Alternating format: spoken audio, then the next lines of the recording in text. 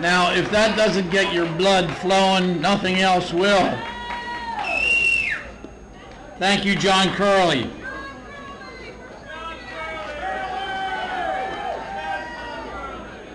Our next speaker is a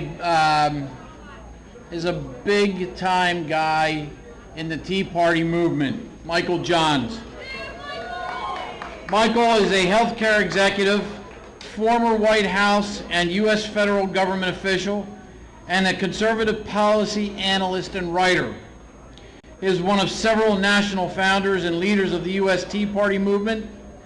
In addition to his extensive private sector career, Michael has served as a White House speechwriter to President George H.W. Bush, a senior aide to former New Jersey governors, and a 9/11 Commission chairman, Thomas Kean, a Republican from New Jersey, and a senior U.S. Senate aide to U.S. Senator Olympia Snowe.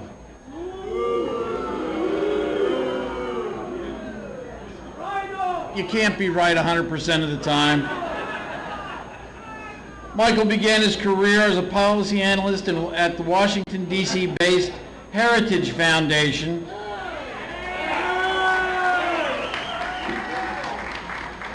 and as an editor of the foundation's scholarly magazine, Policy Review. Michael has written for the Wall Street Journal, the Christian Science Monitor, National Review, and other national media. He has appeared on CBS News, PBS, CNBC, C-SPAN, Al Jazeera, Fox Morning News, and other networks. Michael is a graduate of the University of Miami, where he majored in economics and graduated with honors. He resides in Deptford, New Jersey, and Emmaus, Pennsylvania. Ladies and gentlemen, Michael Johns. Thank you, Patriots. How are you?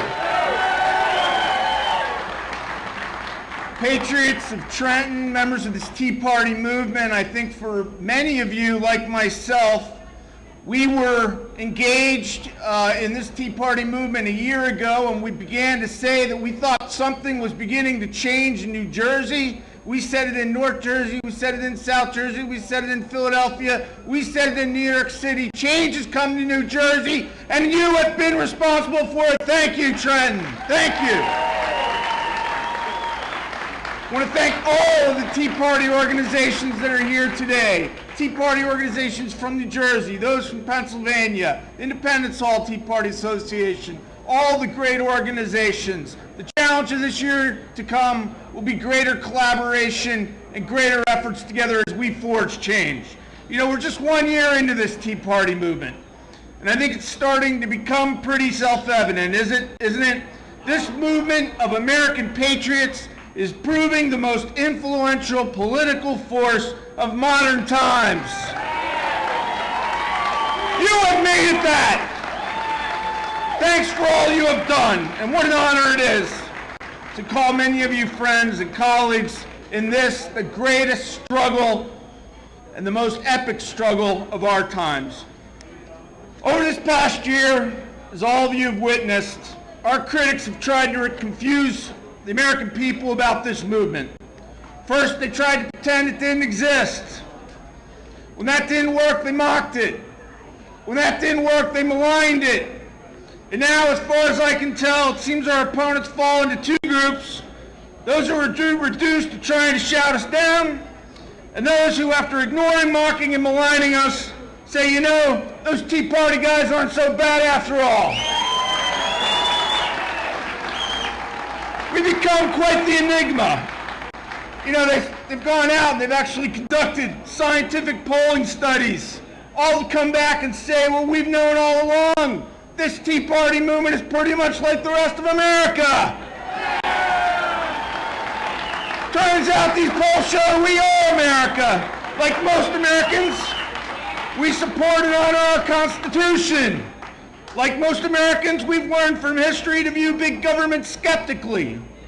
Like most Americans, we know, and all of you know, that the roots of American greatness do not lie in government, but in faith, individual liberty, free enterprise, and an understanding of the divine greatness of the United States of America.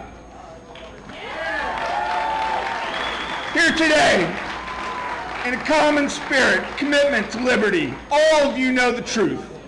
We gather here in Trenton as modern sons and daughters of American liberty, committed to reclaiming America. We are an inclusive movement. We are a peaceful movement. But quite appropriately, we are also a very serious movement rooted in the deepest traditions of American liberty, wedded to the principles of our founding fathers, and deeply committed to restoring the sort of government our great founders envisioned for us.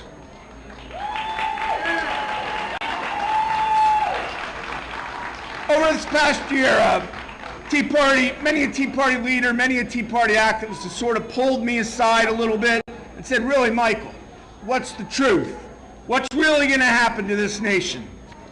And I've told each and every one of them what I want to share with you today. What's going to happen is pretty simple. We are going to prevail. The enduring common denominator in American history has been that liberty, as Ronald Reagan, our ideological forefather, warned us, is always but one generation away from extinction. And so it is today. But the enduring common denominator in American history is also this. American liberty has always been defended. It has always been protected. And our cause will win because our will to defend America is greater than theirs is to destroy it. And that's saying a lot, because this movement, in case you haven't noticed, the enemies of liberty have awakened to the fact that this nation is not going to fall for their lies and their false promises. Once again, it is the forces of liberty that are standing strong. Millions of Americans join us today in every state of this nation to send this message. American liberty is treasured, and American liberty will be defended. And maybe you all also noticed that while millions of Americans have joined us across the nation, there are no longer many mass gatherings in support of this failed president's agenda. They cheered the concept, but they too are beginning to see that progressivism is a false god that leads nowhere good. Let's walk through a few things that are happening in Washington right now and some of the good things happening here in Trenton.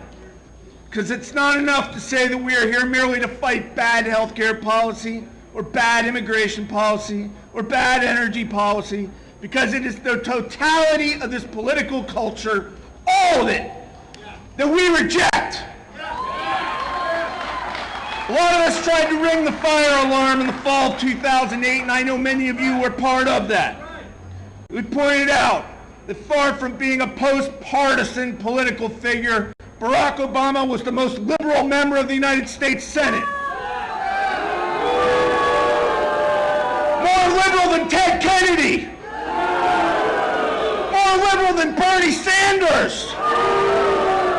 We warned that this was a man who was raised in a culture of Marxism and was given the opportunity to embrace that philosophy or to reject it, and throughout his career, he has largely embraced it. We warned that spread the wealth around was code for a political culture that penalized success. We warned that universal health care sounded nice, but has failed nearly everywhere and would destroy the quality and access to American health care. We warned that its environmental jargon would do nothing for the environment, but would instead end up denying the American people the energy we need to compete in this increasingly competitive global economy. We warned that no one deserving of the title of president should consider the question of preborn life above his pay grade.